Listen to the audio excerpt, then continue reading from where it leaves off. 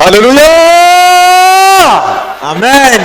Non, non, non. On va proclamer une victoire. We are going to proclaim a victory. Alléluia! Amen. Avant qu'on ne commence, lèvons-nous, acclamons le Seigneur. Before we start, let's stand up and clap for the Lord. Acclame le Seigneur. Let's clap for the Lord. Il a fait. For what he has done. Il a fait. He did it. Il a fait. He did it. Il a fait. He did it. Il a fait. He did it. Amen. Amen. Lorsque le prince satanique de Douala a été renversé, When the satanic prince of Douala had been overthrown, le Seigneur nous a donné un message. the Lord gave us a message. Et qui commence par des tons d'amour. That starts with a love tune. Et, tone of love. Et ensuite, il nous présente ses précédentes victoires Then he presents to us these preceding victories pour nous donner la ferme assurance qu'il l'a fait. to give us a firm assurance that he has done it. Il a fait. He has done it. Le renversement du prince satanique de Douala. The overthrow of the satanic prince of Douala. Voilà comment le Seigneur commence. This is how the Lord begins. Mes enfants, je vous aime. My children, I love you. Tu ne dis pas Amen. Une minute, Bruno. J'aimerais que quelqu'un, la plupart des frères ici sont les jeunes frères. J'aimerais que quelqu'un donne un petit arrière-plan. Même pour Yaoundé, on devait donner un petit arrière-plan de comment a été menée la bataille. On prend trop de choses pour acquis. Par exemple, pour le renversement du prince satanique de Yaoundé, tout le monde avait gêné, même les enfants. Même ceux qui avaient les enfants à la mamelle, on les a fait un sévrage temporaire pour le jeûne. Et on a fait le jeûne c'était 12 semaines. On avait d'abord fait 9 jours. On avait fait un jeûne complet de 9 jours. Tout le monde avait fait. Et quand on a arrêté, quand le Seigneur a demandé aux frères qu'on arrête le 9e jour, le Seigneur a donné une stratégie.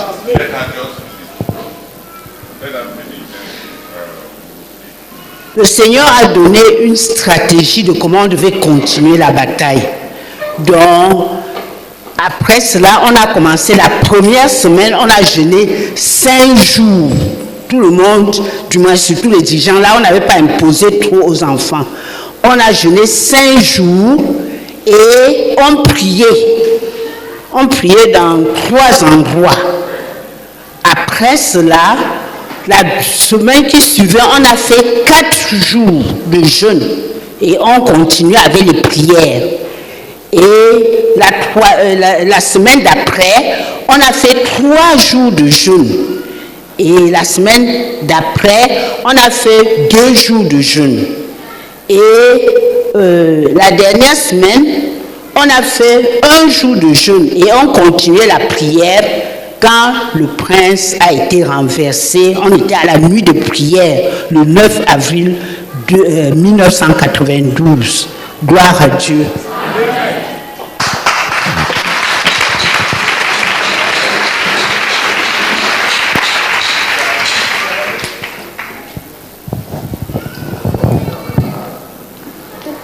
No, you are in Douala, Bramati. Give us the history. How can somebody who is in Yaoundé, what is happening to you? Give us the history for Douala. I cannot give exactly what happened. But I know that for the overthrow of the Prince of Douala, Brother Zach came, we were to handle the battle together. But because many of us were in debt, he was angry and went back. And then afterwards he came and then had a prayer walk through the city alone. And then the day that the prince was overthrown, we were all gathered together in Onispo, and we were praying when the prince was overthrown. That's what I can remember a bit.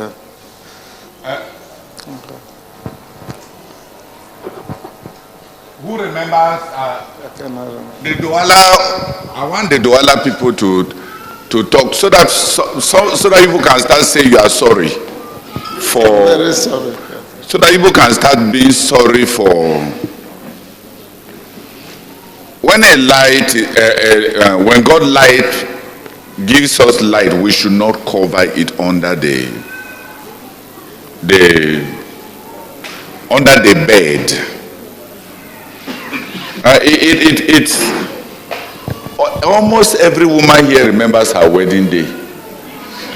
Almost everybody here wants us to remember their birthday because the things look important. We should repent that the things into which God carries us don't seem to matter enough for us to even remember them. Who understands me?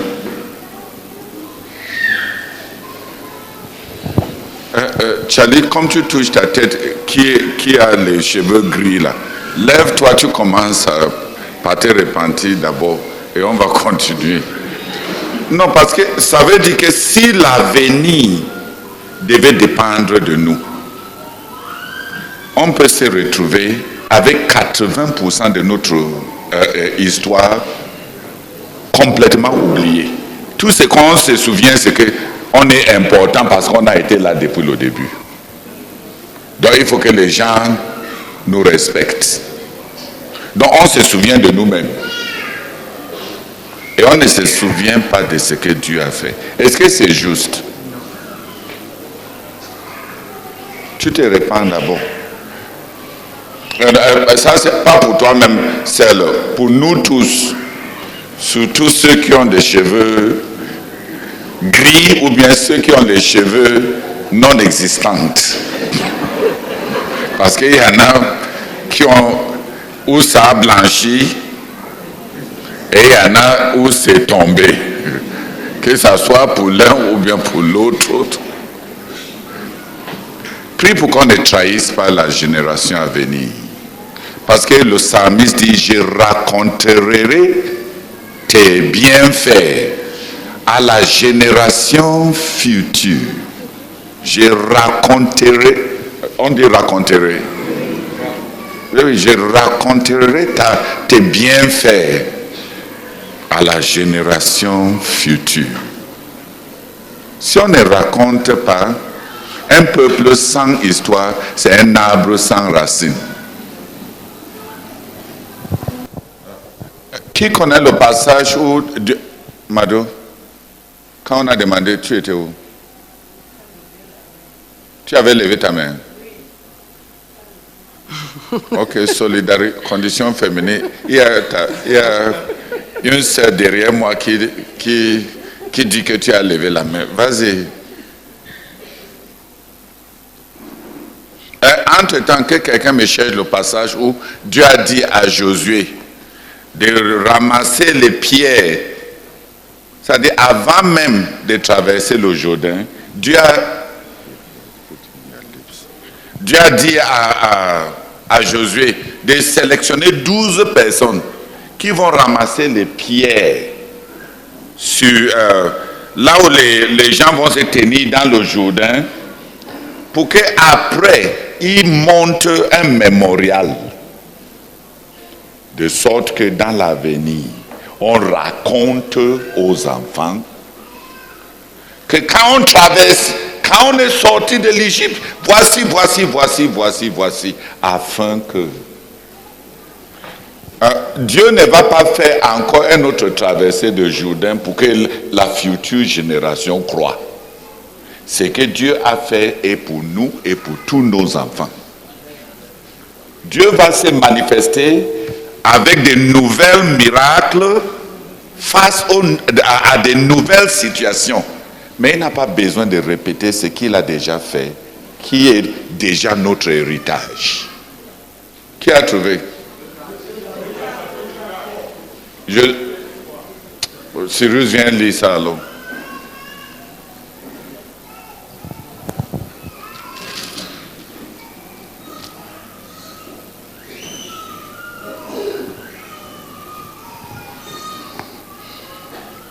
Josué chapitre 4, à partir du verset 3, à partir du verset 1 même.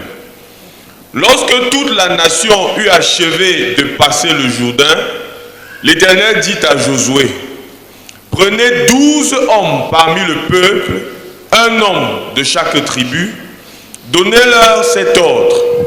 Enlevez d'ici, du milieu du Jourdain, de la place où les sacrificateurs se sont arrêtés de pied ferme, 12 pierres que vous emporterez avec vous et que vous déposerez dans le lieu où vous passerez cette nuit. Josué appela les 12 hommes qu'il choisit parmi les enfants d'Israël, un homme de chaque tribu. Il leur dit, passez devant l'arche de l'Éternel votre Dieu au milieu du Jourdain. En français, ça ne ressort même pas. En anglais, on dit clairement qu'il avait déjà désigné les 12 là. Donc même pendant la préparation pour vivre ces miracles, il avait planifié déjà qu'on va commémorer ça. Non, lise, finis de lire.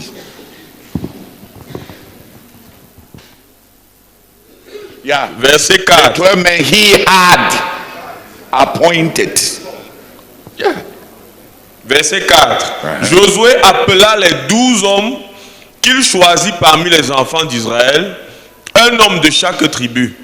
Il leur dit, passez devant l'arche de l'Éternel votre Dieu au milieu du Jourdain, et que chacun de vous charge une pierre sur son épaule, selon le nombre des tribus des enfants d'Israël, afin que cela soit un signe au milieu de vous. Lorsque vos enfants demanderont un jour, que signifient pour vous ces pierres? Oui. Vous leur direz, les eaux du Jourdain ont été coupées devant l'arche de l'alliance de l'Éternel. Lorsqu'elle passa le Jourdain, les eaux du Jourdain ont été coupées et ces pierres seront à jamais un souvenir pour les enfants d'Israël. Oui. Amen. Lorsqu'un jour, vos enfants vont vous demander, que signifient ces pierres pour vous? On doit avoir des mémoriaux, Seigneur. Lis Deutéronome 6, verset 20.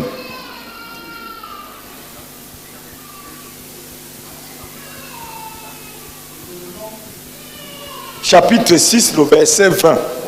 Lorsque ton fils te demandera un jour que signifient ces préceptes, ces lois et ces ordonnances que l'Éternel notre Dieu vous a prescrits, tu diras à ton fils, nous étions esclaves de Pharaon en Égypte, et l'Éternel nous a fait sortir de l'Égypte par sa main puissante.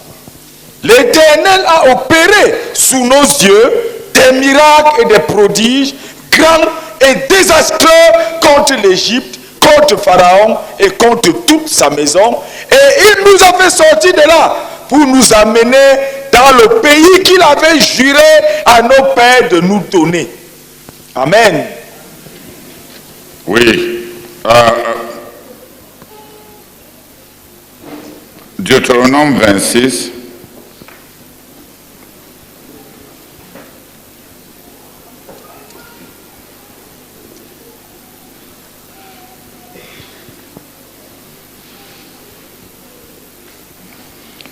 Comment de verset 1 à...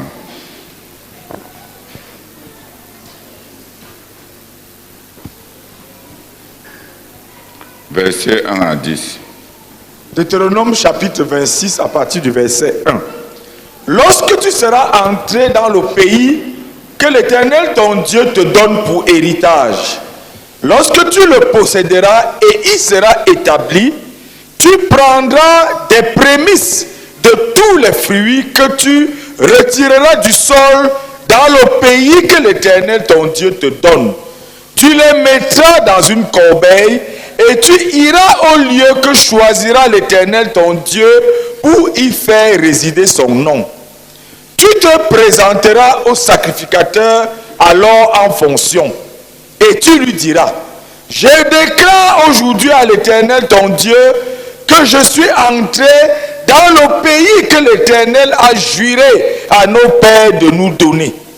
Le sacrificateur recevra la corbeille de ta main et la déposera devant l'autel de l'Éternel ton Dieu. Tu prendras encore la parole et tu diras devant l'Éternel ton Dieu: mon père était un araméen nomade. Il descendit en Égypte avec peu de gens et il y fixa son séjour. Là, il devint une nation grande, puissante et nombreuse. Les Égyptiens nous maltraitaient et nous opprimèrent et ils nous soumit à une dure servitude. Nous criâmes à l'Éternel, le Dieu de nos pères.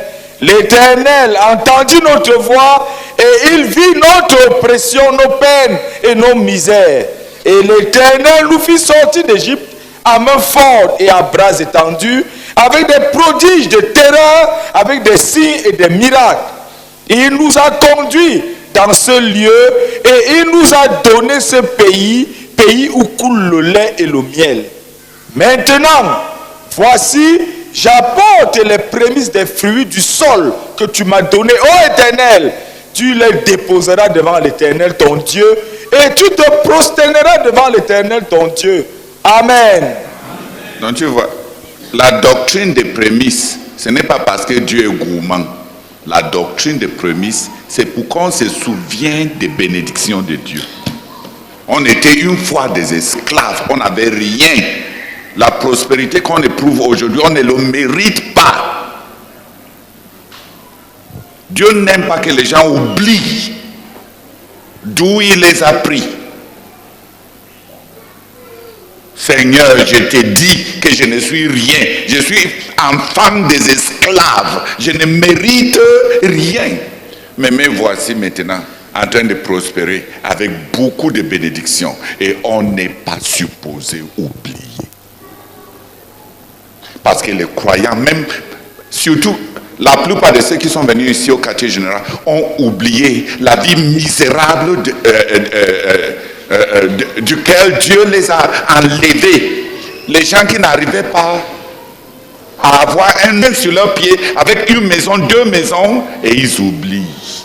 Et ils ont davantage de réclamations. C'est comme ça qu'un peuple se fasse maudit. On ne doit pas oublier. Dans mes pratiques personnelles, j'ai répété de donner à Dieu et on oublie jusqu'où on avait 99% des femmes ne se souviennent plus des larmes qu'ils versaient avant de se marier. Combien ils étaient reconnaissants quand finalement un gars s'est présenté devant eux. Elle pensait qu'elle avait une voie d'invisibilité. Maintenant, quelqu'un quand même a eu révélation. Mais après le temps, elle commence à te dire, tu étais même quoi? Si je savais même, j'allais accepter le directeur là qui était venu avant quand j'étais non-croyant. Avec le temps, on prend les gens pour acquis. On prend le mariage pour acquis. On prend Dieu pour acquis. On prend nos dirigeants pour acquis. Et on oublie même ce que les gens ont fait pour nous. Qui a compris? Les prémices étaient une mémorial incrustée dans les mœurs des saisons pour que Israël cesse. C'est parce qu'ils ont oublié qu'ils ont développé un complexe de supériorité pour mépriser plus tard les païens. Si les Israélites avaient continué comme Dieu les a dit ici, se souvenant qu'eux aussi ils étaient des Araméens, les vauriens, est-ce qu'ils allaient mépriser les gentils plus tard? Ils n'allaient pas le faire. Mais des siècles d'oubli, un peuple esclave, jusqu'à se vanter et aller jusqu'à décider à qui Dieu ne peut pas pardonner et qui ne peut pas être accepté par Dieu. Donc ne devenons pas comme ça. Et ne pense pas que tu es incapable de devenir comme ça. Tu ramasses les dons, tu manges et tu ne retiens pas les souvenirs.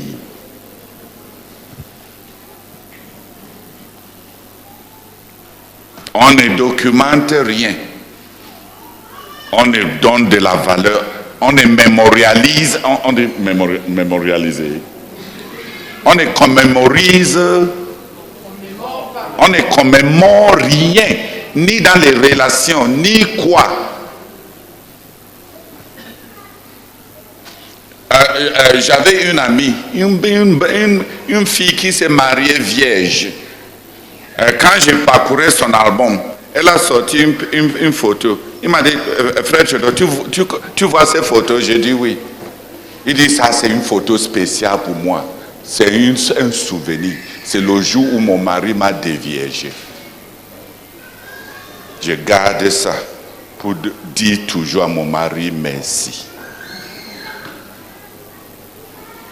Combien d'entre vous, votre mariage sera merveilleux quand tu n'arrives même pas à garder c'est avec quoi tu vas lui dire merci.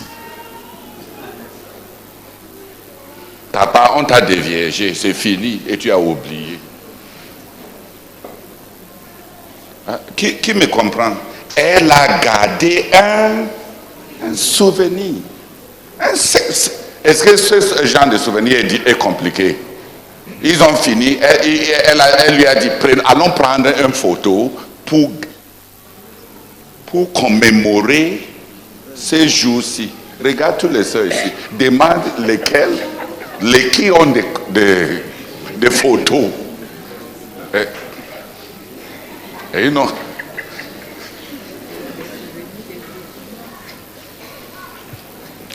Qui a compris? C'est pour ça que les uns baptisent la valeur et les autres amoindrissent. On dit amoindrir. Amoindrissent de la valeur. Ça te coûte quoi? Une photo. Tu as gardé tes pieds. Et maintenant, le jour vient où tu commences et tu inaugures un nouveau saison de ta vie. Pourquoi tu ne commémores pas ça? C'est parce que ta tête a été rongée par les termites. Hein? Et on garde bien les souvenirs des blessures. Tel m'a fait ceci. Et tu n'oublies pas. Tel m'a écrit ces lettres où il m'a insulté. Tu gardes ces lettres-là dans ton armoire. On garde les souvenirs des blessures. On ne garde aucun souvenir. C'est pour ça qu'on est un peu, en grande partie, la plupart sont un peuple ingrat. On oublie. Pasteur, viens prier. Après, Mado, on va continuer. Mais je voulais juste donner l'arrière-plan biblique. Même Dieu voulait que... non, toi, tu vas lire Psaume 78. Quand on dit, on va raconter ça à nos descendants.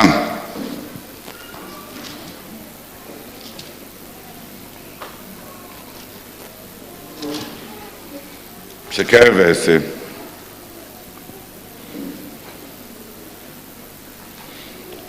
Commence de verset 1 jusqu'au verset 4, jusqu'au verset 6. Non, allons jusqu'au verset 8. Psaume 78,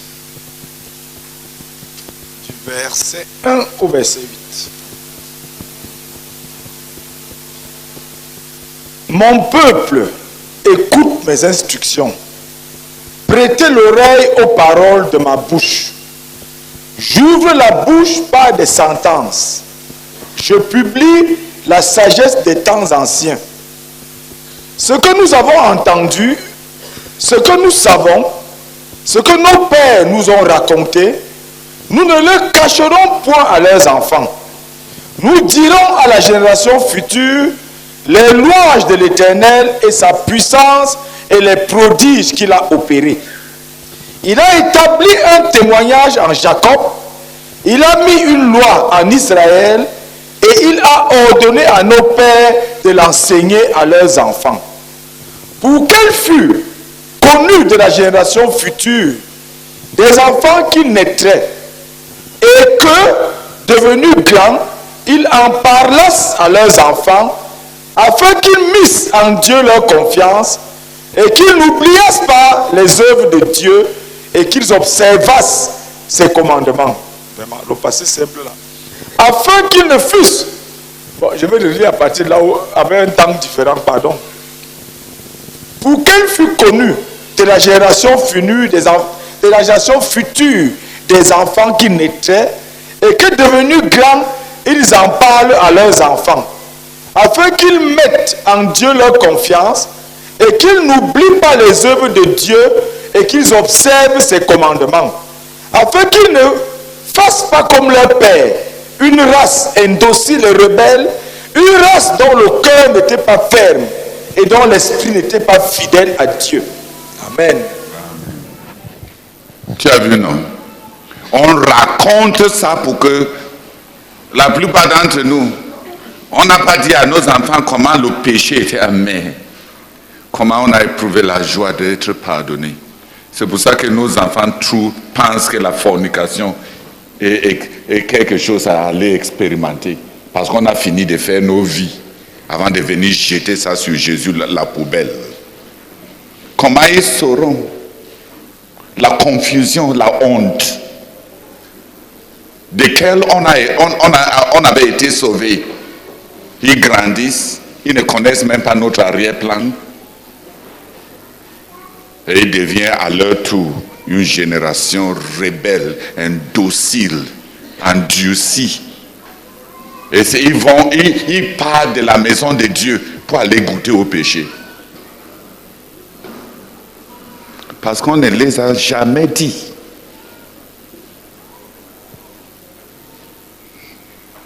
Prie pour nous et que les frères commencent à recommençons une culture de commémoration. Et pour être un peuple honnête même, il faut voir même jusqu'où tu es redevable envers les autres et envers Dieu. C'est une malhonnêteté de fermer les yeux au fait que tu es si redevable envers Dieu et envers les autres pour ce que tu es devenu. Et comment un peuple comme ça peut expérimenter davantage de miracles? Quand Dieu va finir de faire quelque chose, la prochaine personne, quand on dit de remercier Dieu, Seigneur, merci parce que tu exauces aux prières. Ça c'est pour dire, c'est grâce à nous, merci à nous. C'est mes prières. Regarde ta bouche. Tu connais vraiment ton cœur?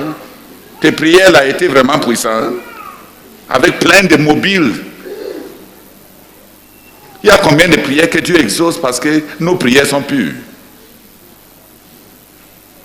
Mais on doit chercher à ramasser autant que possible, à nager autant que possible dans l'auto-félicitation.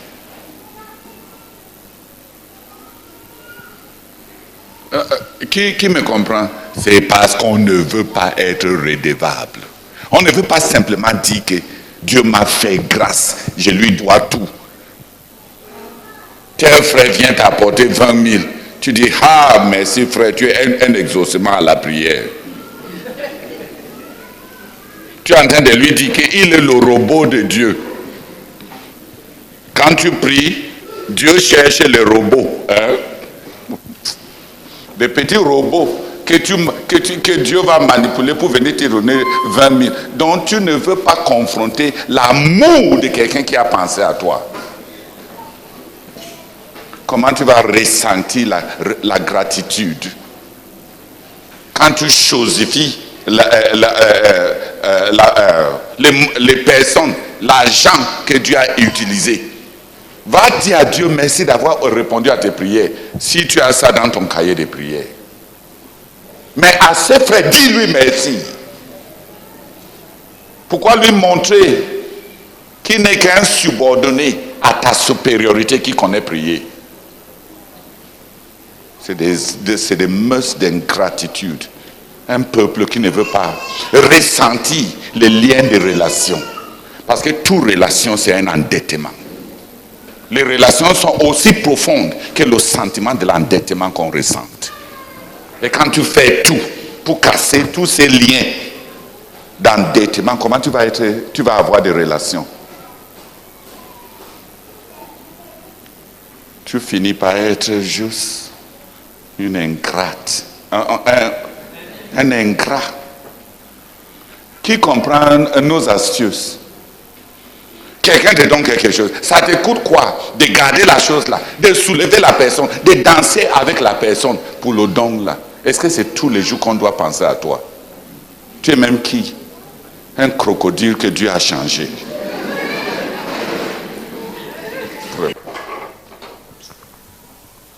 Ma sœur Madeleine va donner son témoignage. Sister Madeleine, give a testimony.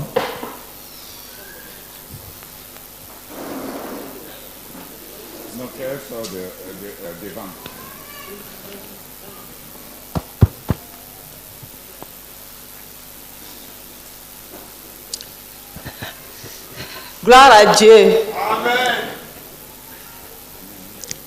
Je me répands moi-même parce que je suis vraiment légère. Je ne retiens pas les dates. Au lieu de prendre le temps d'écrire, je laisse juste comme ça. Pensant que je vais toujours me rappeler après, ça m'échappe. Mais je voulais dire une chose. Comme le frère Martin a dit, le frère Zach a payé le prix. Seul, mais pas seul. Il était accompagné du frère Israël. Après le choc, il s'est enfermé à la maison de prière. Il a pris une retraite. Il a pris une retraite à la maison de prière. Comme le frère Martin a dit, l'église était endettée. L'église était endettée et il ne pouvait plus nous engager tous dans cette bataille. Donc, il est parti chercher Dieu. Dès qu'il est sorti de la retraite, il a appelé le frère Tico. C'était avec Israël, Lucas. Lucas et moi, nous étions dans la voiture. C'est Israël qui marchait avec lui. De là où il a commencé jusqu'au niveau de la kilomètre, je crois, 14. Depuis Coco jusqu'à kilomètre 14. Il n'était pas arrivé à la limite. C'était le premier jour. Mais ce qui était marquant, ce qui m'avait marqué, c'est qu'au niveau de Koti, il fallait le voir. Ses doigts étaient devenus comme la poire. Ça avait pris une proportion, c'était comme si ça allait se percer. Ses dents étaient marron, la langue, c'était horrible. Mais le Seigneur a soutenu. Après, nous sommes rentrés à la maison de prière. Le soir, le frère Constant est venu. Il a dit au frère Constant que malgré tout, je ne peux pas continuer sans le frère Martin. Il faut que le frère Martin vienne. C'est alors que le frère Martin est venu. Et le deuxième jour, c'était le jour de Ngondo. on est quitté de la maison de prière pour continuer le deuxième tour. Arrivé au niveau du rond-point, là où il y avait le siège de Ngondo, il marchait, on était derrière lui. Lui, il était devant avec Lucas. Là où les Douala avaient construit leur hôtel, comme il était habillé en tenue du sport, il marchait. Dès qu'il arrivait à ce niveau, il a juste fait comme ça, poum, il a ouvert ce qu'ils avaient construit. Même si c'est les policiers ou les qui étaient à côté, ils se sont rendus compte quand il avait déjà fait ça. Et tous ont tremblé. Et c'était déjà passé. Il avait déjà ouvert ça. C'est pas ce qui s'est passé, c'est eux qui savent. C'est le jour-là que le prince satanique de Douala a été renversé.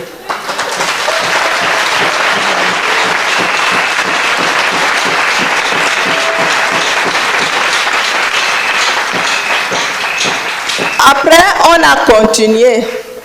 Nous sommes partis cette fois-là, de là vers Bonamouang. Nous sommes arrivés vers Bédi, chez la sœur Comfort. Et au fur et à mesure qu'il avançait, le nombre de personnes augmentait. Jusqu'à ce que nous sommes aussi arrivés maintenant au niveau, à la fin de la ville également. C'était le deuxième tour. Mais une chose qui m'a touchée, nous avons une sœur appelée Jacqueline Dibao qui faisait partie du staff des gens de Ngondo. Quand elle a appris que le frère Zach a fait ça, elle a tremblé. Elle a dit qu'un être humain qui ouvre et qui voit ce qui se passe dedans et il est encore vivant, non, Dieu est puissant. Et elle a dit que cela a fermé sa foi. Et elle ne tremblait plus parce que de temps en temps, elle se disait que peut-être il y a encore une autre puissance qui peut s'égaler à la puissance de Dieu. Mais le jour-là, elle a confirmé que notre Dieu est le Tout-Puissant. Gloire à Dieu.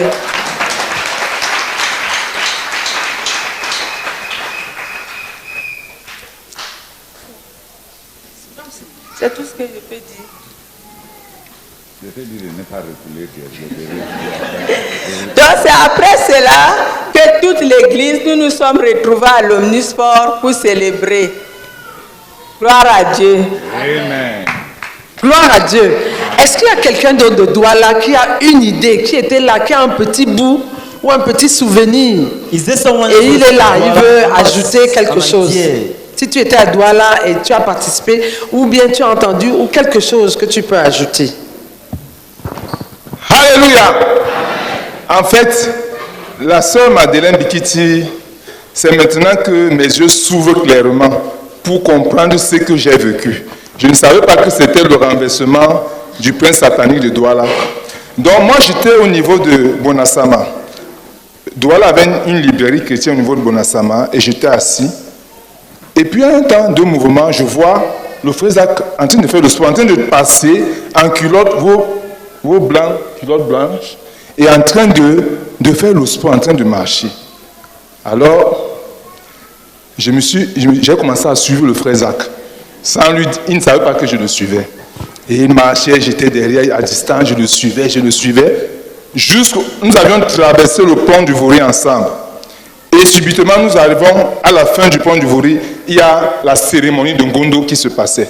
C'était à la droite du pont. Le frère Zach est descendu dans la foule.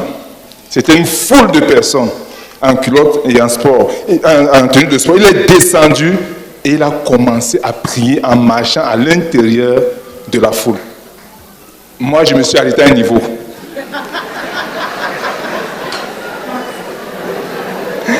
C'était bon pour moi à ce niveau-là. Et je crois que lorsqu'il est ressorti, j'ai appris qu'il devait continuer jusqu'à Ndokoti. Apparemment, il y avait une voiture qui l'attendait à Ndokoti. Moi, je suis rentré. C'est la scène que j'ai vécue. Mais c'est maintenant que je me rends compte que C'était la bataille contre le prince satanique de Douala. Gloire à Dieu. Gloire à Dieu. Amen. Ok. Bénissons encore le Seigneur de ce que, Let's bless the Lord again. même si nous ne because comprenons pas tout ce qui s'est passé dans l'invisible, even if you don't understand all that happened, même ses compagnons physiques n'ont pas très bien su ce qui s'est passé. even those who were with him physically did not understand. Et le what fait was même que happening. Dieu se soit arrangé pour que cette marche ait lieu le jour du Ngondo, And even the fact that God made sure that that walk should take place Ce during the day of n'était the pas un Gospel hasard. festival. It was not a mistake. en tout cas, Anyway, bénissons le Seigneur pour ce qui s'est passé et de ce qu'effectivement le prince satanique de Douala a été renversé. let's Bénissons bless le the Seigneur Lord for what happened, ensemble. and because the Satanic prince of God has been overthrown.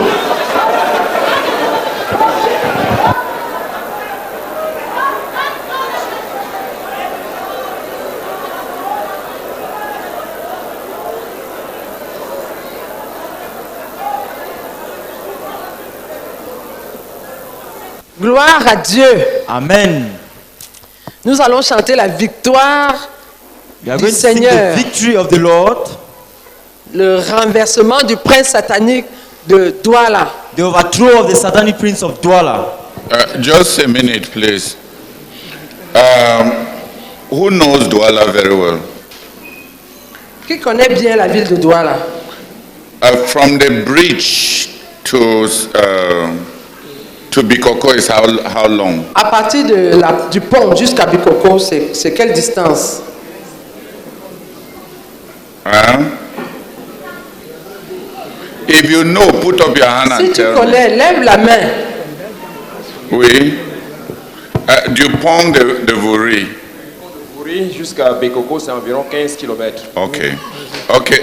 Maintenant, juste, quand je dis qu'il faut qu'on ait juste les faits, donc la distance que le frère Zach a couvert, c'est 26 km plus 15 km le premier jour. Donc ça fait 41 km couverts à pied le premier jour. Qui est presque la même distance de Bebda à Bafia. Le deuxième jour, je ne connais pas la... Le deuxième jour était UP. Le deuxième jour, c'est UP. Pour, à la mer même. C'est là où on a commencé le deuxième jour. Pour traverser, aller à... Oui, la distance. Le frère peut nous dire maintenant la distance. No, traverser, aller, don't swallow your words. Say it. Le record appelé où à Dramatique? Pangé. À partir du UP à Pangé. De l'UP à Pangé, c'est quelle distance à peu près? Hein?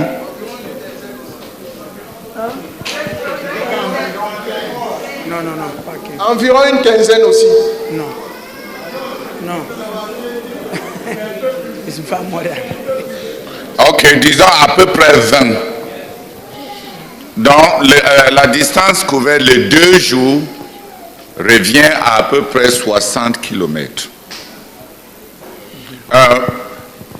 Juste pour l'histoire, j'ai dit à Henriette que je voulais cet arrière-plan parce que finalement, on va se retrouver avec des slogans qui n'ont...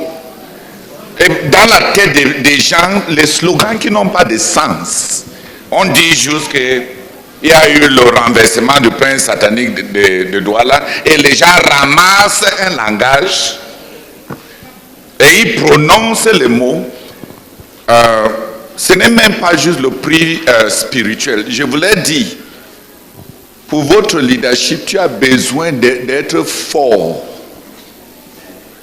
physiquement pour marcher 60 km à pied, étant professeur de l'université, et avoir quand Madeleine disait que ses doigts étaient gonflés, gonflés là, ce n'était pas une oppression satanique, c'était la marche physique et les douleurs qui accompagnaient ça.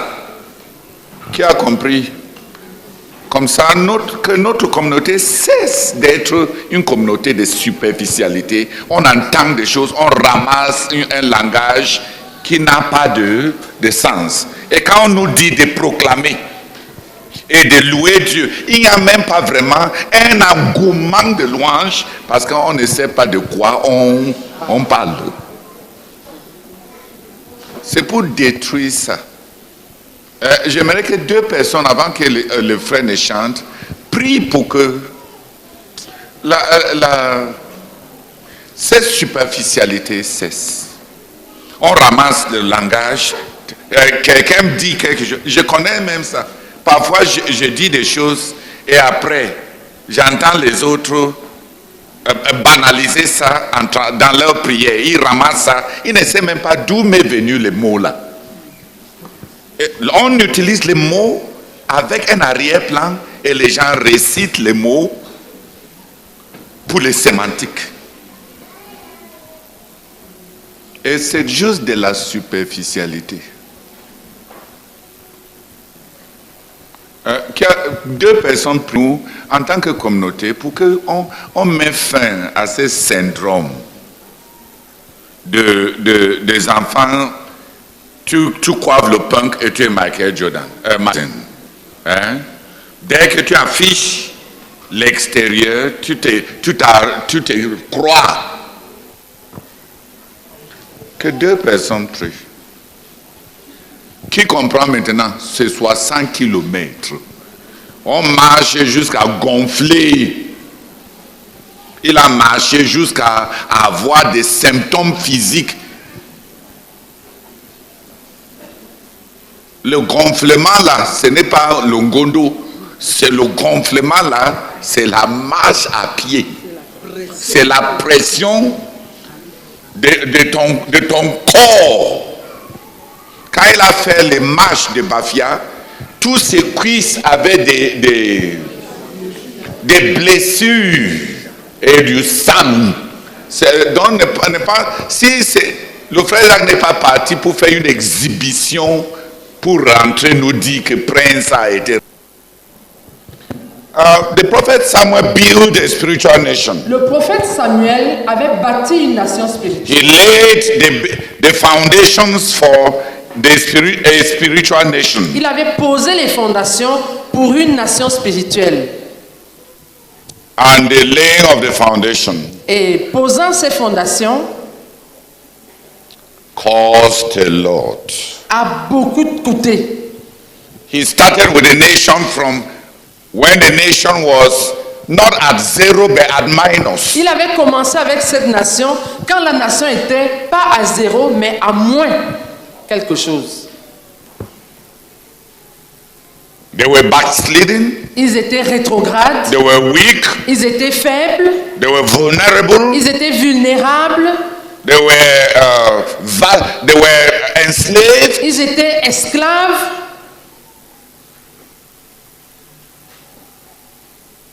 In fact, the nation was so, even when Samuel had worked very, very hard. Et même quand Samuel avait déjà travaillé très dur.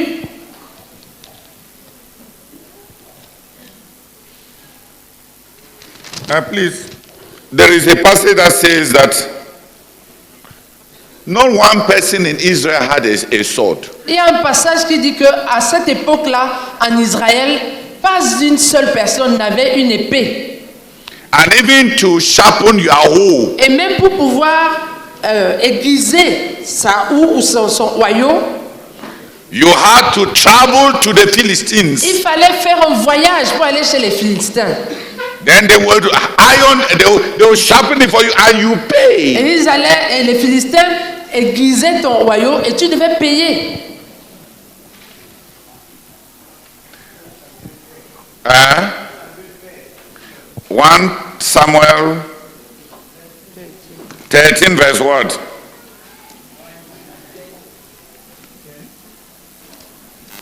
Le verset 19.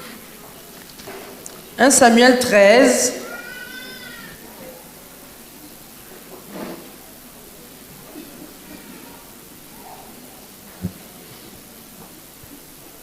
1 Samuel 13, verset 19, on ne trouvait point de forgeron dans tout le pays d'Israël, car les Philistins avaient dit, empêchons les Hébreux de fabriquer des épées ou des lances. Et chaque homme en Israël descendait chez les Philistins pour aiguiser son seau, son hoyau, sa hache et sa bêche. Quand le tranchant des bêches, des hoyaux, des tridents et des haches était émoussé et pour redresser les aiguillons. Go on. Il arriva qu'au jour du combat, il ne se Non. trouvait 21. quand le, Non, vas-y, vas-y. 21 encore. Quand le tranchant des bêches, des hoyaux, des tridents et des haches était émoussé et pour redresser les aiguillons. Amen. Il arriva qu'au jour du combat, il ne se trouvait ni épée, ni lance entre les mains de tout le peuple qui était avec Saül et Jonathan. Il ne s'en trouvait qu'auprès de Saül et de Jonathan, son fils. Dans votre version, on ne dit pas le prix pour aiguiser.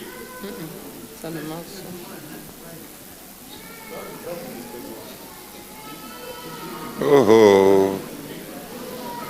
Vous voyez comment votre Bible manque.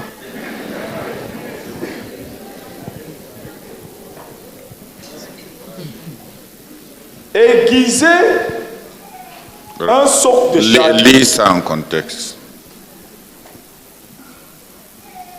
À cette époque, on ne trouvait aucun forgeron dans tout le territoire d'Israël, car les Philistins ne voulaient pas que les Hébreux se fabriquent des épées ou des lances. Chaque Israélite devait se rendre chez un forgeron philistin pour faire aiguiser son soc de charrue, sa pioche, sa hache ou son pic. Aiguiser un soc de charrue, une pioche, une fourche, une hache ou redresser un aiguillon à bétail coûtait les 2/3 d'une pièce d'argent.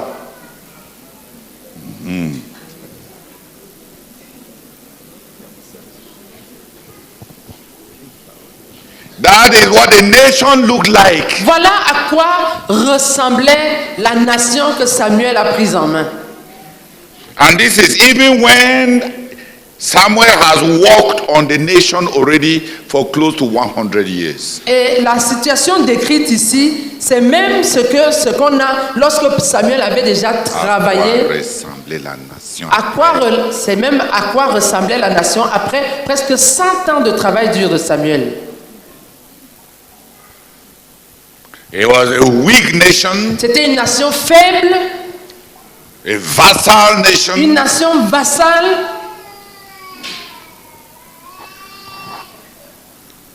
A nation with no identity. Une nation sans identité. No relationship with God. Pas de relation avec Dieu. Backsliding. Rétrograde. Weak. Faible. And they went to the state, even to the point of losing the one thing that they possessed, the Ark of the Covenant. Et ils avaient même déjà perdu et ils sont arrivés jusqu'au point de perdre la chose principale qu'ils avaient, l'arche de l'alliance. La chose principale, qui faisait d'eux une nation. L'arche de l'alliance. They lost it. Ils l'avaient perdu. The shock of losing the ark made Eli to die. Le choc d'avoir perdu l'arche avait fait mourir Élie. De pouvoir perdre. Le choc de voir la nation perdre l'arche, de pouvoir perdre l'arche de l'alliance avait fait mourir Élie.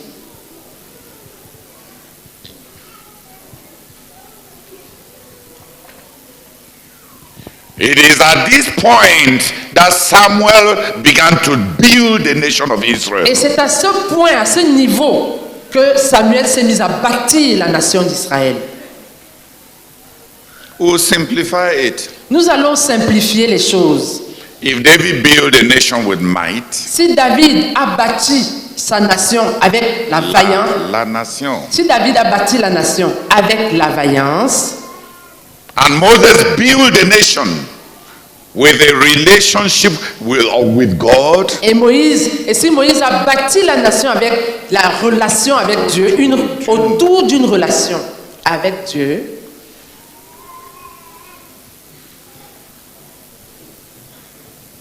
Samuel built the nation. Quant à Samuel, il a bâti la nation from spiritual fullness.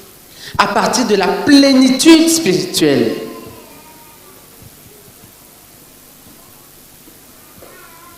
Samuel brought enormous spiritual fullness. Samuel a apporté une plénitude spirituelle énorme.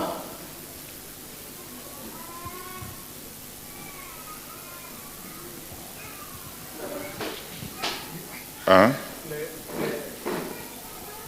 Les briques de Moïse pour bâtir la nation spirituelle, c'est la relation avec Dieu. Oui. Les briques de David, c'est la vaillance. Et les briques de Samuel, c'est la plénitude spirituelle. Oui. Thank you. Non, pour résumer, plénitude parce qu'il n'est pas donné les deux dans la vie de Samuel. Il a produit des prophètes qui étaient pleins. Il a produit 2 rois qui avaient l'onction. Il n'est pas donné à un seul homme de produire 2 oins de l'Éternel. Donc, ce que l'homme là avait, tu prends un lionceau, tu lui mets Dieu, jusqu'à ce qu'il devienne loin de l'Éternel. Et l'autre là échoue. Et la nation n'échoue pas et tout ton travail ne disparaît pas. Tu prends un autre. Tu mets à lui encore. C'est pour ça que je dis c'est plénitude. Tu prends un océan, tu le remplis. Et l'océan là s'empoisonne. Et tu prends un autre océan, tu le remplis. Il faut combien des années d'avoir bâti autant Dieu? Vous voyez, David a pris Salomon et il a fait de Salomon un roi. Mais la Bible ne dit pas que Salomon était oint du Saint-Esprit. Quand David, à son tour, bâtit un roi, il n'impartit que sur ces rois-là la sagesse, le don.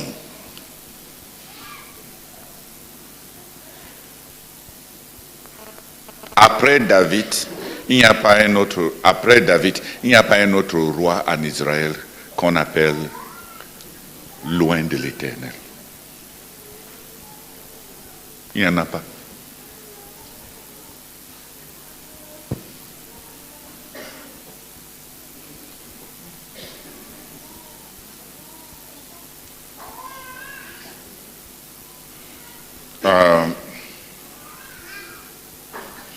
Ok, ça ce n'est pas pour l'étude biblique. Vous allez étudier ça, à chacun de nous d'étudier pour ce qui lui concerne. Dis Amen. Amen. Mais être un Samuel, prendre quelqu'un et tu lui mets tout le contenu en Dieu que tu as bâti des siècles. Des décennies. Et l'autre là échoue. Et tu prends un autre. Et tu lui impartis ça.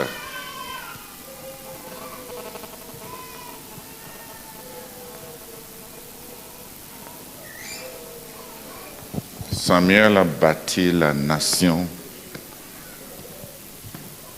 à base d'une plénitude spirituelle immesurable. Si tu dois remplir des océans, tu dois être vraiment un grand océan, n'est-ce pas? Imagine jusqu'à un roi. Chaque roi doit avoir l'onction du Saint-Esprit suffisant pour rassembler toute la nation. Perdre une telle personne, tu pourras ne plus jamais le retrouver.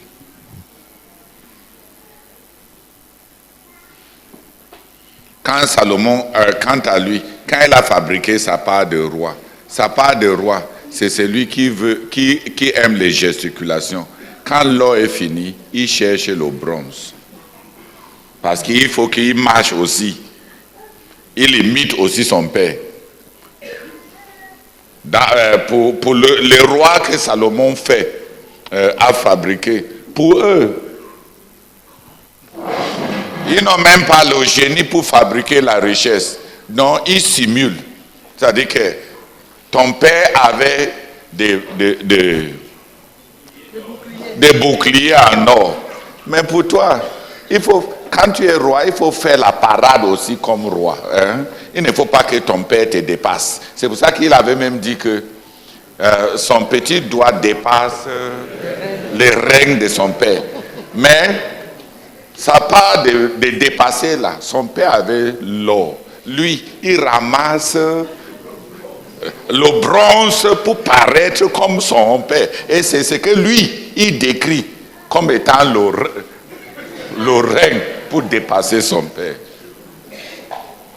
Tu vois qu'on peut ramasser un langage sans avoir le contenu et faire les grimaces et les démarches inutiles parce qu'on veut juste afficher une déontologie extérieure qui ressemble aux grands hommes, mais sans avoir un fond dedans.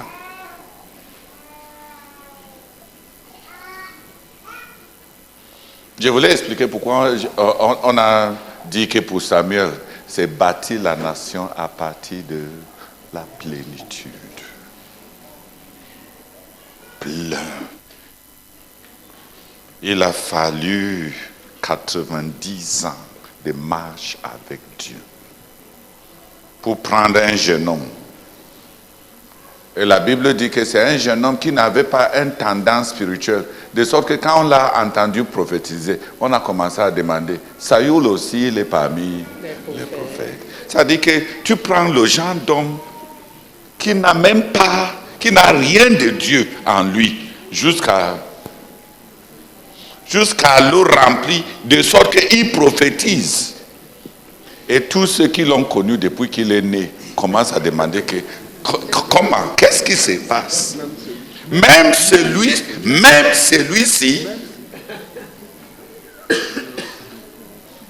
on s'attendra à ce que tout le monde soit prophète, pas celui-ci.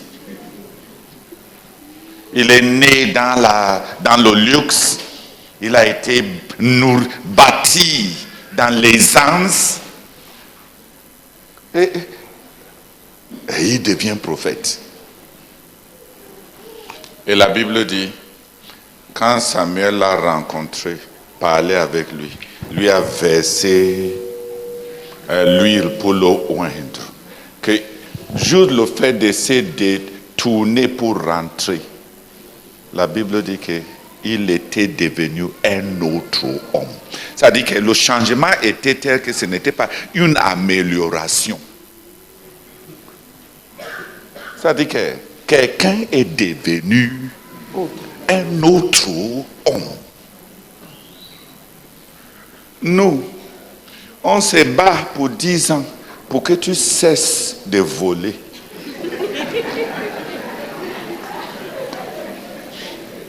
On enseigne. On menace. On dit comment les voleurs vont aller en enfer. On te menace, avant que tu ne cesses même de voler, sans restituer même ce que tu avais volé avant. Et celui-ci, une seule rencontre, une causerie, et il te touche, et quand tu te tournes, tu es un autre homme.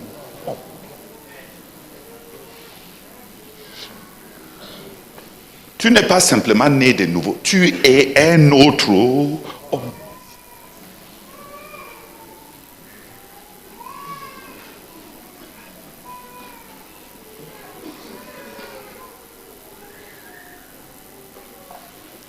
qui a saisi la plénitude. Il est loin, encore à 15 à 40, entre 30 à 40 kilomètres. Les gens qui viennent avec le péché, qui n'ont pas eu le temps de déraciner des idoles, qui ont l'intention de venir tuer, ils sont assommés dans le Saint-Esprit et remplis. Et ils commencent à prophétiser.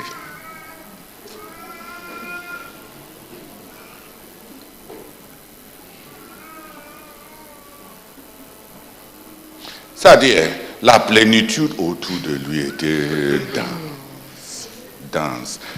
Même s'il y a encore un petit espace en toi, il va te forcer Dieu là-dedans. Il n'attend même pas que tu te répandes. Quand David jouait, les démons se calmaient. Le livre que j'avais lu sur le roi Saül disait que la Bible dit que Samuel n'est plus rentré voir Saul. Parce que la seule personne en Israël qui pouvait enlever cet esprit venu de Dieu sur Saul était Samuel. L'onction qui était sur David pouvait mettre cet esprit à l'abri. Mais ça ne pouvait pas enlever ça. La seule personne qui avait la possibilité d'enlever ça était Samuel, et Dieu lui a interdit. Il n'y avait que Samuel, par l'intercession, par l'autorité spirituelle. Je pense que nous, on est vraiment comme des petits. David, on pense que quand on jouait, les démons fuient. Quand on est au summum, comme on parle du frère Zach couramment, quand tu as quelqu'un qui fait comme ça et l'ongondo s'écrase. Et nous, on va penser, les jeunes ambitieux ici prennent leur gros ventre d'ambition pour aller entrer dans le problème que eux aussi veulent renverser les principautés et les puissances. David pouvait calmer. David ne pouvait pas chasser. Samuel pouvait chasser. Mais on lui avait interdit de partir. Parce que Dieu, plus tard, même quand Dieu parle à Jérémie, Dieu dit à Jérémie, même si Samuel était ici, rien ne va changer. Donc même au ciel, on sait que quand Samuel est là, les choses changent. Quand Dieu lui-même dit que même si Samuel était là, qu'est-ce que le ciel est en train de dire? L'homme là était plein. Lis ça, frère. L'Éternel me dit. Tu peux prendre le micro? Prends le micro, s'il te plaît.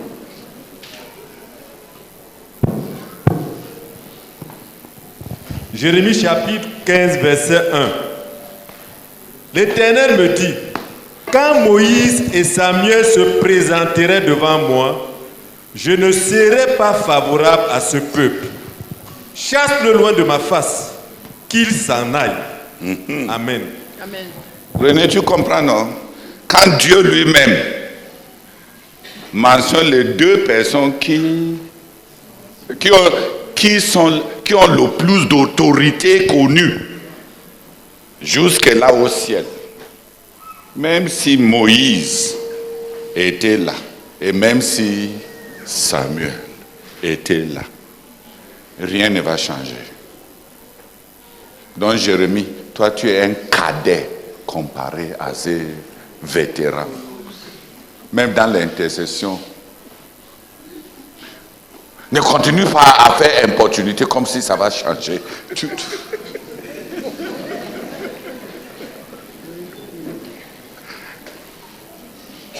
Et on lui parle de ses grands frères, dans les qui et qui au ciel qui pèsent.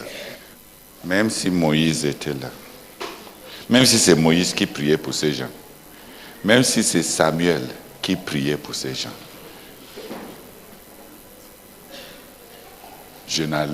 ça n'allait rien faire.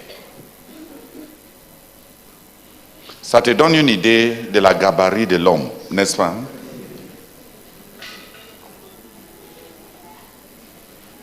Il n'y avait que lui qui pouvait changer tout ce que Saül avait, dans lequel il était parti. Mais Dieu lui a empêché de partir. Dieu lui a dit, tu ne le verras plus jamais.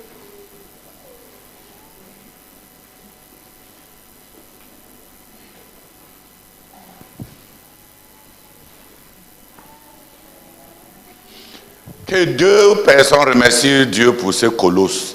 À partir de demain, non, aujourd'hui on va commencer à voir comment Samuel s'y est pris. Je voulais qu'on étudie Samuel parce que c'est à la portée de nous tous. La plupart des gens qui sont avec nous, ils sont faibles, vulnérables, rétrogrades ou ne connaissant même pas Dieu. Commençons là où la CMCI se trouve. Parce que c'est Samuel qui nous montre comment on commence. Comment on commence. Avec les gens qui sont encore comme nous là. Alléluia. Amen. Donc pour résumer pour Samuel, il a bâti la nation à partir de la plénitude. David a bâti la nation à partir de la vaillance. Moïse a bâti la nation à partir de la relation avec Dieu. To come back to ourselves. Pour revenir à ce qui nous concerne, look at the people around you. Examine les personnes autour de toi. What do they have? Qu'est-ce que ces gens ont? Spiritually. Spirituellement. It will describe you. Cela va te décrire. Do they have God? Ont-ils Dieu?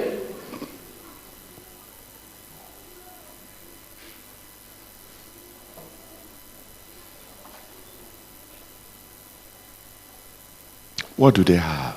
Qu'est-ce qu'ils ont?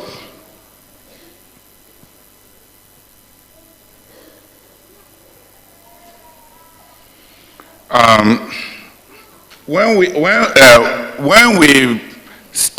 are in the church for long, lorsque nous restons dans l'église pendant longtemps, we may not have an opportunity to know ourselves. Nous pourrions ne pas avoir l'opportunité de nous connaître nous-mêmes. One advantage that those who were sent out of this nation as missionaries had, to other nations had. Un avantage qu'ont eu ceux qui ont été envoyés hors de cette nation comme missionnaires, was that they had no mitigating factors to hide from them their spiritual condition. C'est qu'ils n'avaient pas un milieu dans lequel ils pouvaient masquer leurs conditions spirituelles.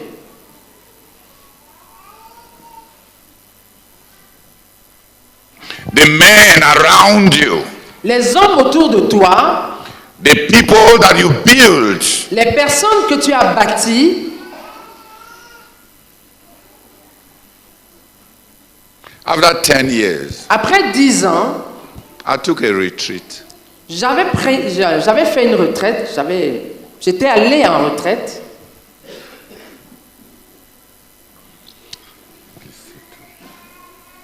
J'étais allé en retraite.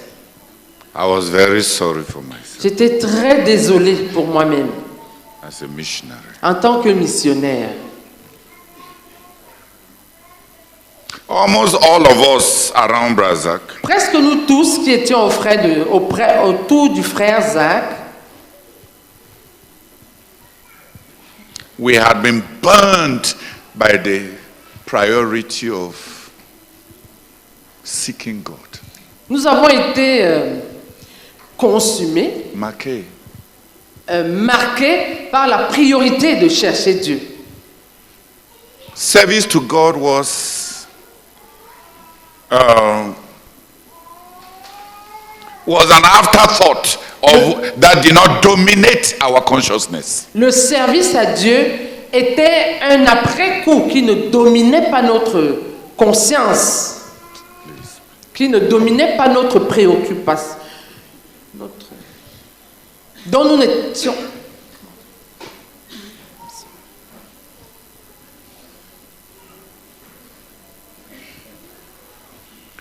Ceux qui ont côtoyé le frère Isaac, cherchez à avoir une bonne relation avec Dieu.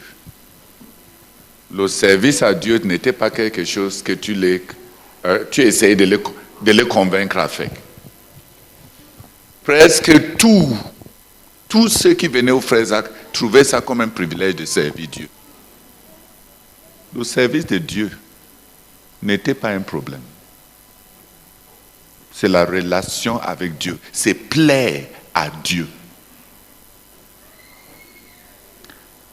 Au Nigeria, après 10 ans, j'ai regardé ma part. Regardé mes disciples, mes couvriers. Et j'ai lamenté le manque de plénitude. J'avais produit un peuple effréné pour servir Dieu. Effréné pour faire de grandes choses pour Dieu.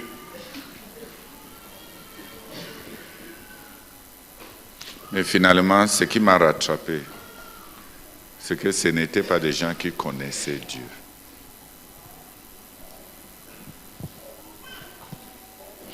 Le chemin de Dieu est devenu étranger pour eux.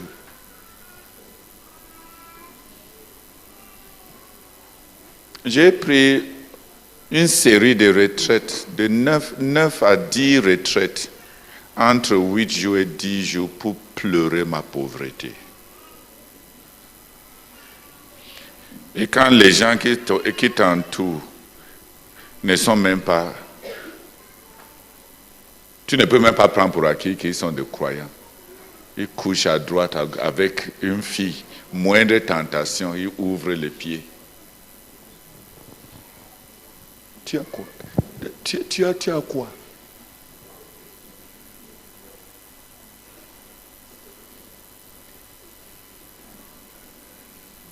Qui comprend ce que je dis? Les gens autour de toi reflètent ta plénitude ou bien ta misère. Les gens autour de nous-mêmes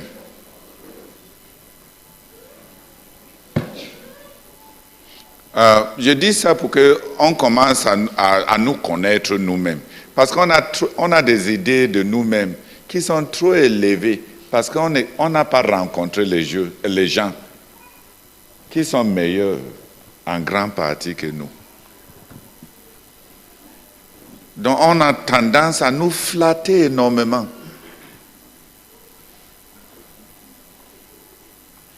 Aujourd'hui, je suis un dirigeant. Quand tu m'écris que tu m'aimes, la première chose que je regarde, c'est... Je vais d'abord regarder ta femme et tes enfants, ce que je représente pour eux. Parce que tous les dirigeants sont faciles à être flattés. On est tous ouverts aux flatteries. Si tu m'aimais, ça va se refléter dans la vie de ceux qui te sont proches.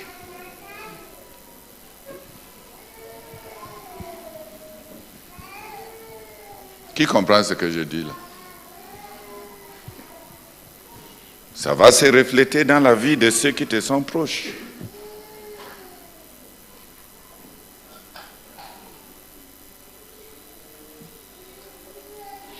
Quand les gens veulent te suivre, ceux qui t'aiment vraiment, qui veulent vraiment te suivre, qui veulent imiter ce que tu es spirituellement, ils trouvent quoi à imiter?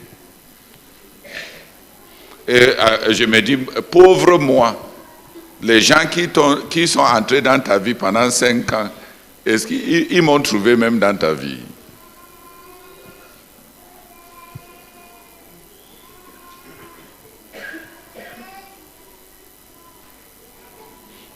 Ok, frère. On a déjà, nous tous, on a trop menti. Ce sont des mentis maintenant, n'est-ce pas?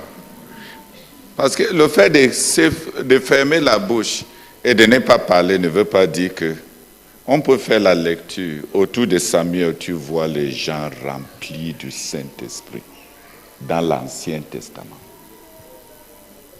Et Jésus n'est pas encore mort pour aller recevoir le Saint-Esprit comme l'héritage de la nouvelle création. Autour de toi.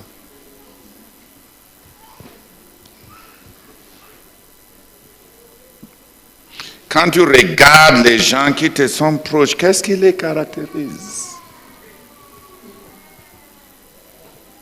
Ils ont quoi spirituellement?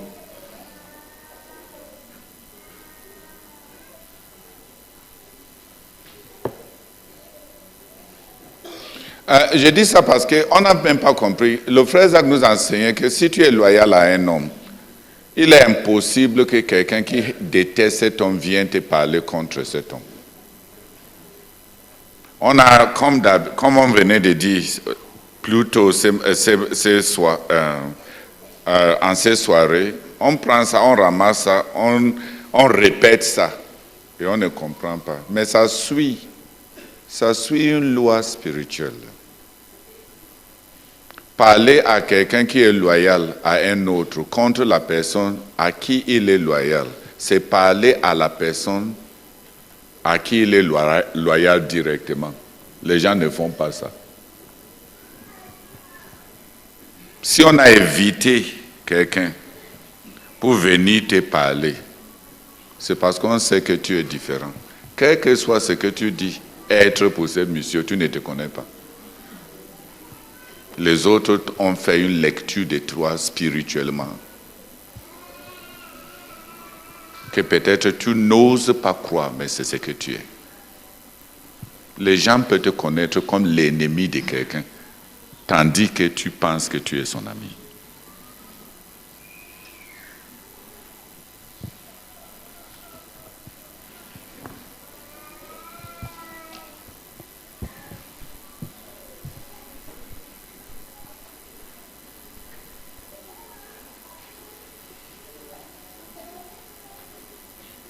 On nous a enseigné sur l'environnement spirituel, n'est-ce pas? En fin de compte, qu'est-ce qui te remplit? Ce qui te remplit, c'est ce que les gens vont toucher. Si vous voulez, on fait l'expérience aujourd'hui. J'achète des lames. Va toucher l'âme. Va embrasser l'âme. Une lame. Est-ce qu'on va te rappeler que tu as embrassé une lame? Hein? Non, ça ne va pas te brûler. Quand tu embrasses une lame, ça te coupe. La lame. La lame. De rasoir. Lame rasoir.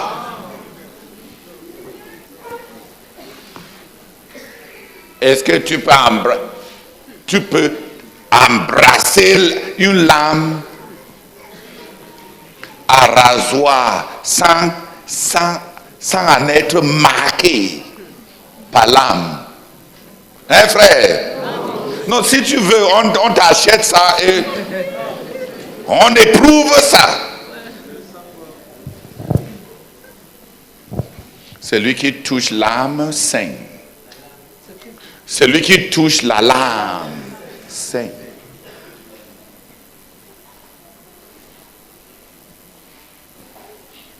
Parce que ce que tu es va marquer l'autre. Vous me regardez en Jean.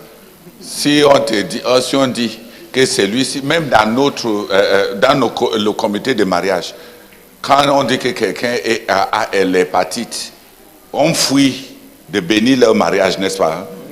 Tu entres, on dit que ça c'est une femme, tu entres là-bas, tu as hépatite B. Quand tu sors, est-ce que tu es sorti? Est-ce que tu es sorti? Tu vas lui laisser ta marque. Hépatite B. Vous voulez l'autre aussi, le sida. Hein? Tu as le sida. Quand le sida t'accueille dans sa chaleur, est-ce que tu rentres indemne? Oh, oh. C'est une loi. Il faut regarder ce qui a marqué les gens qui sont autour de toi pour te connaître toi-même.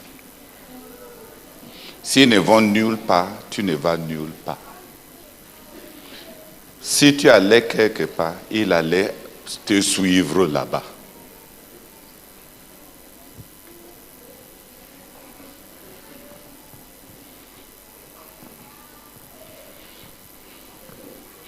Si tu es le serviteur d'un homme, ils vont servir cet homme sans que tu ne le dises. Parce que c'est ce qu'ils ont trouvé en toi.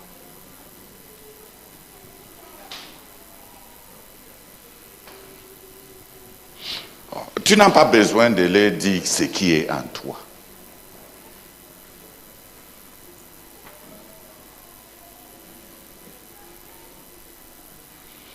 Donc, apprenons de Samuel. Il faut regarder les gens qui ont entouré un homme. Et tu sais ce que la personne est.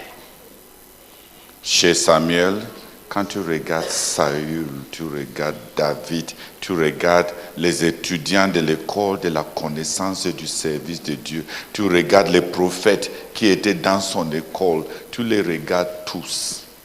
Même les autres prophètes. Même Saül, quand il les rencontre, il se met à prophétiser. Les gens autour de Samuel. Tu vas entendre tellement les prophètes. C'est Samuel qui a changé le don en termes de manifestation en un ministère en tant qu'homme. On dit que c'est lui qu'on appelle aujourd'hui prophète. Avant, on les appelait les voyants. Donc avant Samuel, on avait les voyants. Après Samuel, on a les prophètes. Avant, c'était juste un don. Après, c'était des hommes. Ce n'était plus des manifestations. Il a changé le nom par son expérience. Avant lui, il y avait des voyants. Après lui, il y avait les prophètes.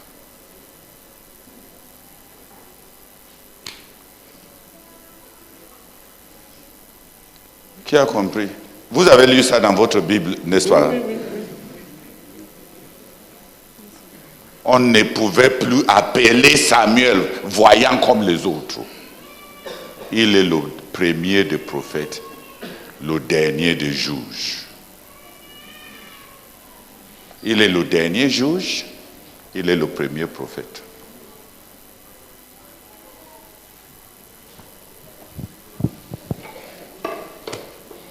C'est-à-dire prophète en tant qu'officier, parce que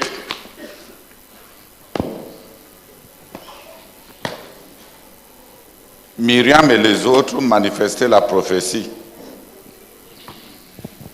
Et comme nous, ils étaient sûrs qu'ils sont des grands prophètes. Que 3 personnes encore remercient le Seigneur pour la leçon que Samuel nous enseigne. Regarde les gens autour de toi. Ils coulent vers qui?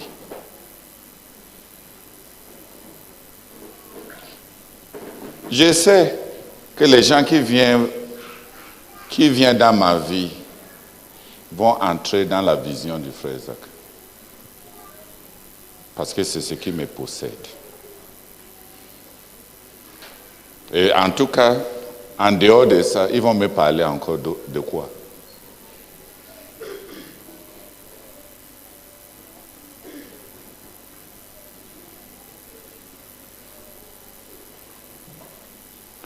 Les nombreux amis, les nombreuses personnes autour de Frère Zach, quand les gens t'entourent, qu'est-ce qui les caractérise?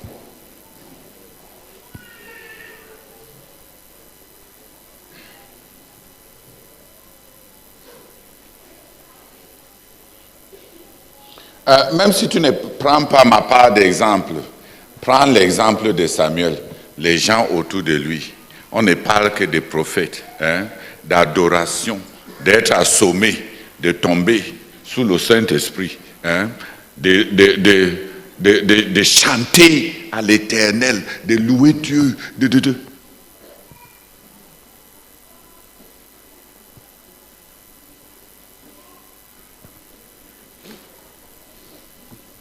Oint du Saint-Esprit, rempli du Saint-Esprit, débordé dans le Saint-Esprit, assommé dans le Saint-Esprit, prophète.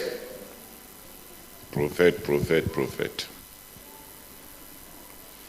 Et toi, les gens autour de toi, qu'est-ce qui les marque? Qu'est-ce qui les a marqués?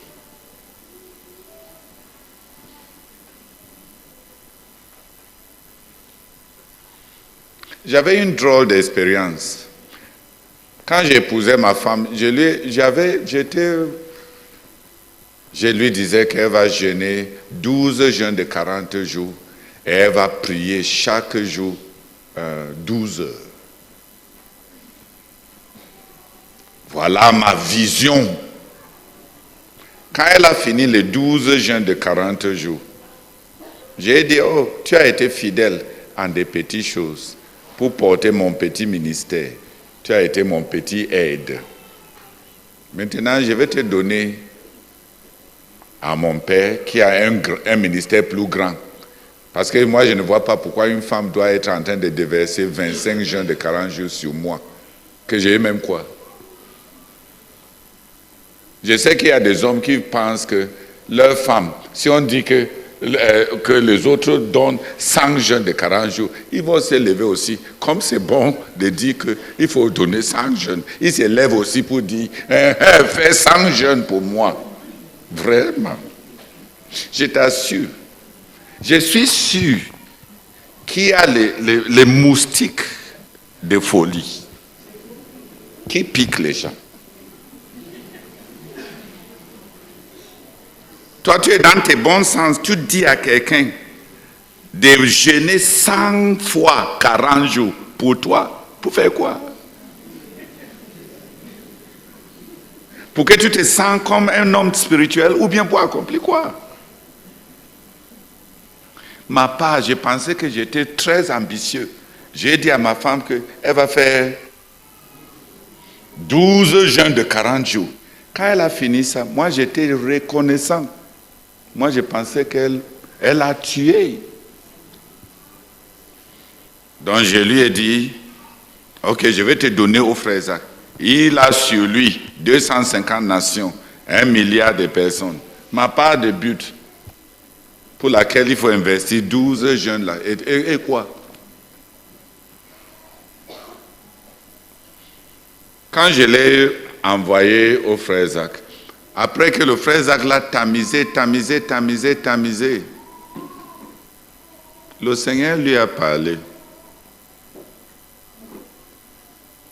Le Seigneur a dit à Adela qu'elle sera comme la sœur Esther, qu'elle et la sœur Esther sont appelées en privé. Ils ne sont pas appelés pour le public, pour être madame le leader, madame le missionnaire.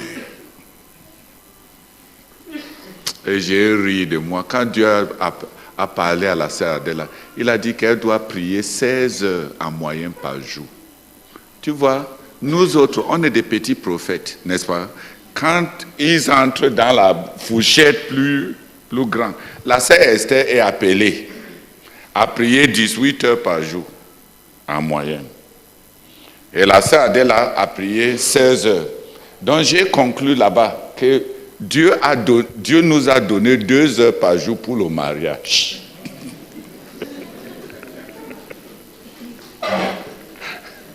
Dis Amen. Notre budget de mariage, c'est 2 heures par jour.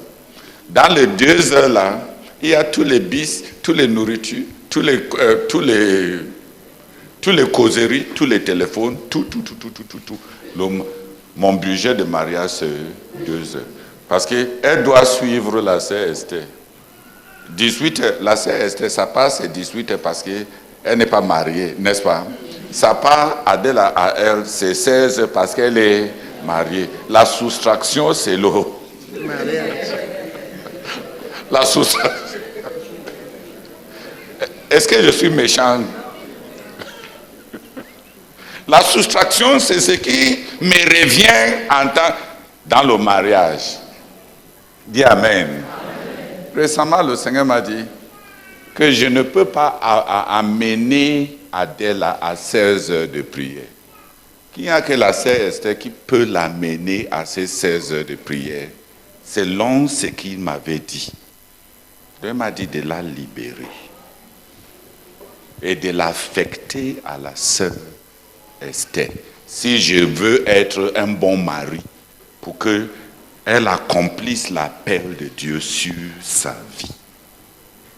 Après ce jeûne, je deviens son aide de police pour se rassurer que si Dieu me donne seulement 2 heures, les autres qui viennent gaspiller tout son temps, ils sont qui?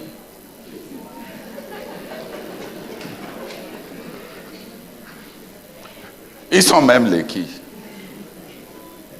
Qui a compris? Est-ce qu'on paie sa femme pour qu'elle parte commettre l'adultère avec les petites filles qui ne savent pas ce qu'ils vont faire? Non. Mais c'est pour montrer quelque chose. L'ambition que je pouvais donner à ma femme, c'était 12 heures, 12 jeûnes. Hein? L'ambition que Dieu lui a donnée dans la vie du frère Zach, c'était 16 heures de prière, 5 jeûnes de 40 jours. Est-ce qu'il y a match? Est-ce qu'il y a match, frère?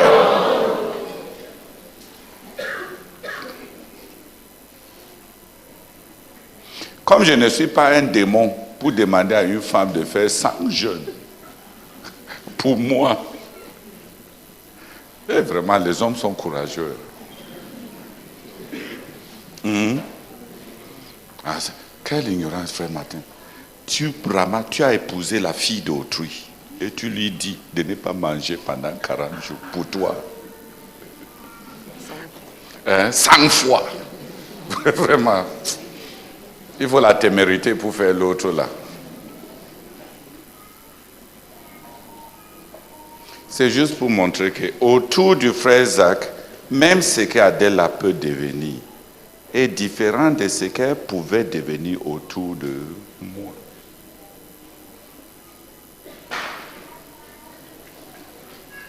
Parce que nous sommes différents.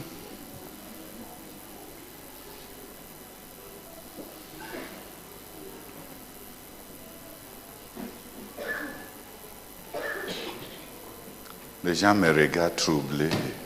Il faut être vraiment troublé, frère. Les gens autour de toi.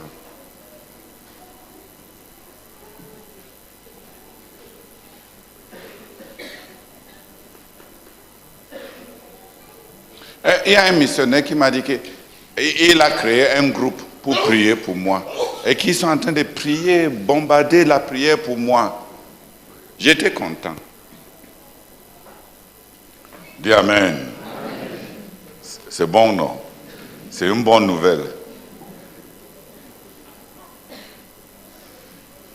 Après 3 ans, aucune personne dans ce groupe ne m'a écrit pour connaître même mon nom.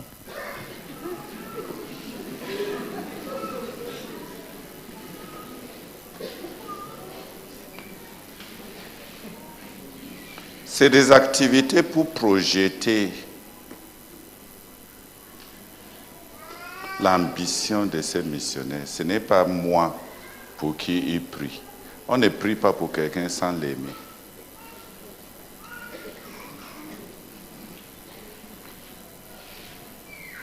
Si tu amènes les gens à prier pour quelqu'un, et tu vas les amener à aimer la personne là comme toi tu l'aimes.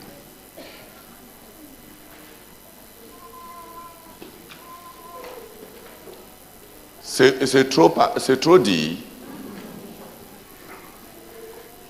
La prière avant tout, c'est l'amour, n'est-ce pas?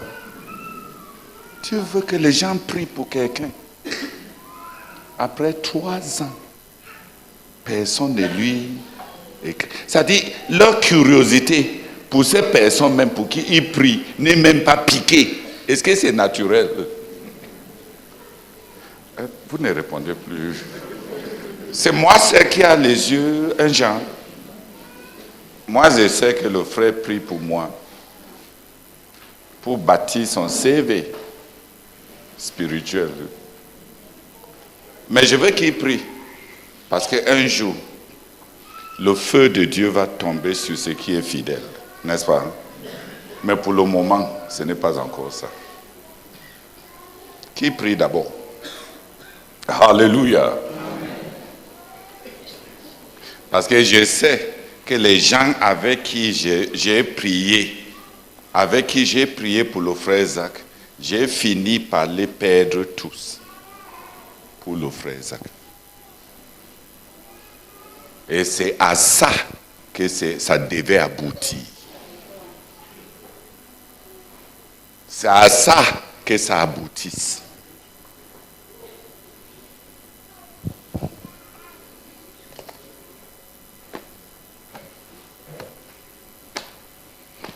Jean-Baptiste dit à ses disciples, hé mes disciples, vous voyez l'homme qui passe là, c'est l'agneau de Dieu qui ôte le péché du monde.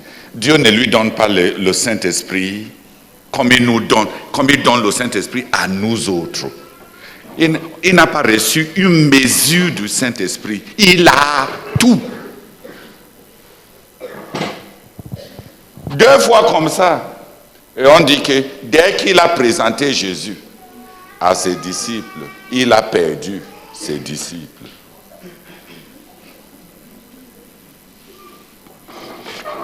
Quand on est venu lui dire, ah tu vois non, maintenant non, le monsieur dont tu parlais là l'autre jour, tu lui as fait du bien, tu as présenté, tu l'as marchandé, mais maintenant, tout le monde le suit et on t'a oublié. Et lui-même, il ne pense même pas à toi. Il n'est même pas reconnaissant que tu lui as présenté les gens. Il les a dit, n'est-ce pas, je vous avais dit que c'est à l'époux que l'épouse appartient. Est-ce que je vous avais dit que ces gens-là m'appartiennent? Normalement, il doit grandir. Et je dois diminuer. C'est ça qui fait ma joie. Ne prie pas pour quelqu'un dont le succès va te menacer. Ne prie pas pour quelqu'un dont l'exaucement à tes prières vont te chagriner.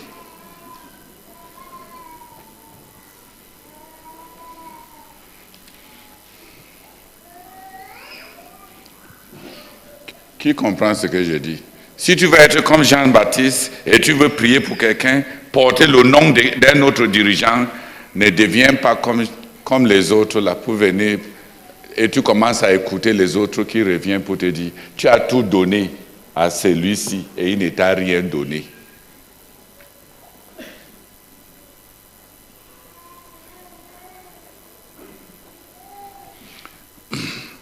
Quand les gens, tu vas ressentir ta stérilité jusqu'à la moelle.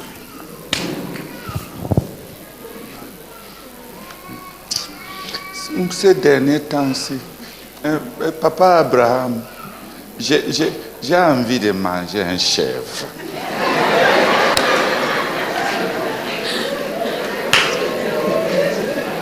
Une chèvre.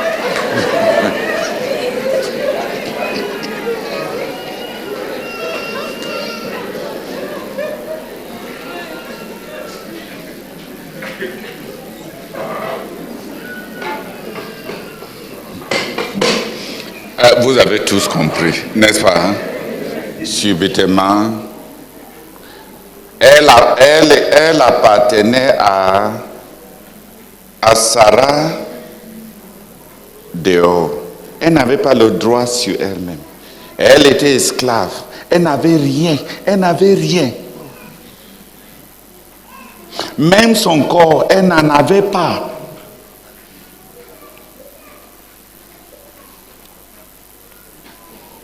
Mais Hagar, c'est Hagar.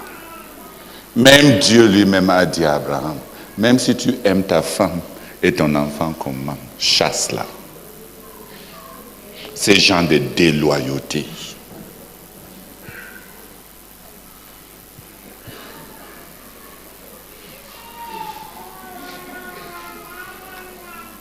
Tu élèves quelqu'un, elle te remplace. Et regarde Ruth.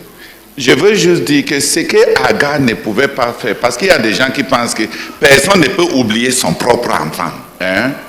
Mais voici Ruth. Ce n'est même pas Ruth qui a dit. On dit même qu'elle a accouché l'enfant, elle a mis sur les cuisses de Naomi qui pour les lever. Et toutes les femmes ont dit, Naomi a un fils. Car sa belle-fille, qui vaut pour elle plus que 7 fils, l'a accouché. Donc on a traité Ruth de mère porteuse pour Naomi.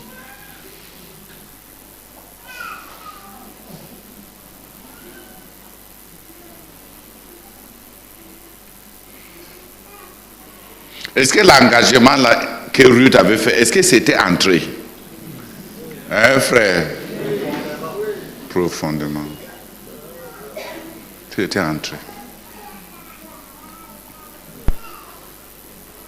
Et ce n'est pas elle qui est venue dire que je suis engagé, je renouvelle mon engagement.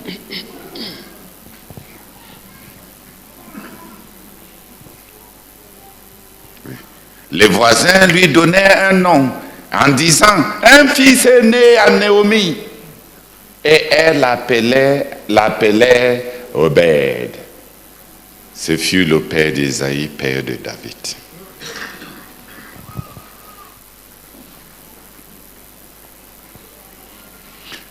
C'est juste pour dire que ce qui te semble tellement impossible est tellement facile pour les autres. Un Hagar ne peut que se promouvoir elle-même, malgré tous les asservissements extérieurs. Et une Ruth ne peut qu'appartenir à quelqu'un d'autre, malgré toutes les libertés qu'on lui donne.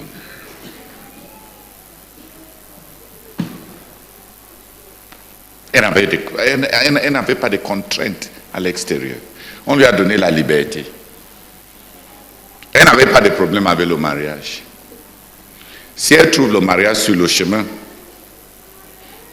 de Naomi, elle va se marier. Donc, beaucoup de nos engagements qui n'ont pas de fond, qui n'ont aucune tête, qui ont juste la religion pour impressionner les gens, comme faire un monastère, le monasticisme. Ruth n'avait pas de problème. Elle était moabitaire, son sang était chaud, elle était belle. Et elle savait. Et quand elle est revenue, elle a remarqué, même bien qu'étant au champ là, elle a dit à Boaz, comment mon Seigneur a pu remarquer.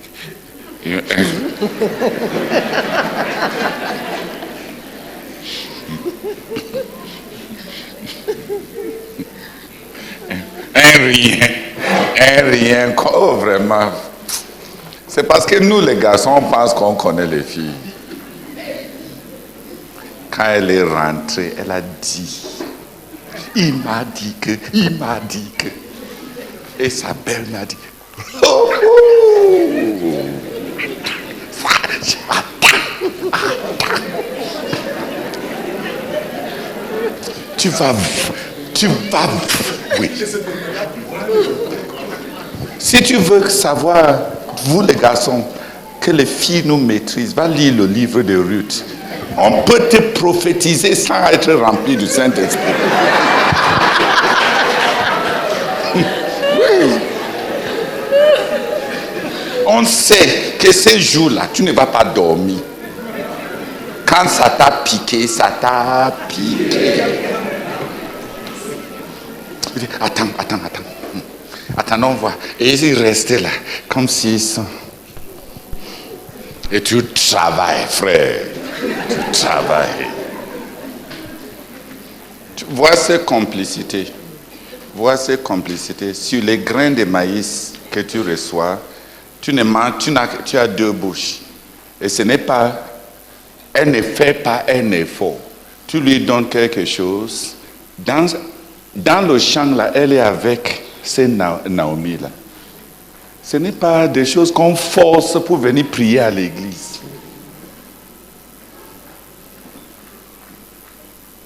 Ce n'est pas de faire semblant.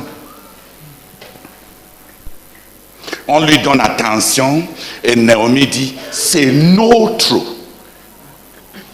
C'est notre rédempteur.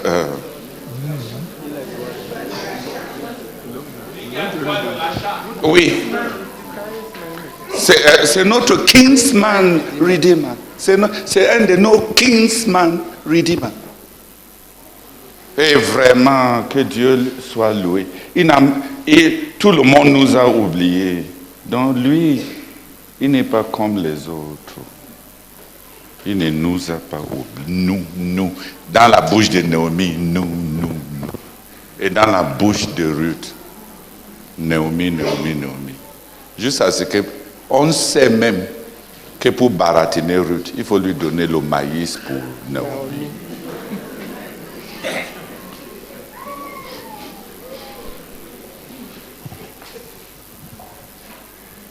Alléluia. Amen. Donc c'est faisable. Ce qui t'appartient, on peut s'appartenir, vrai, sans mentir.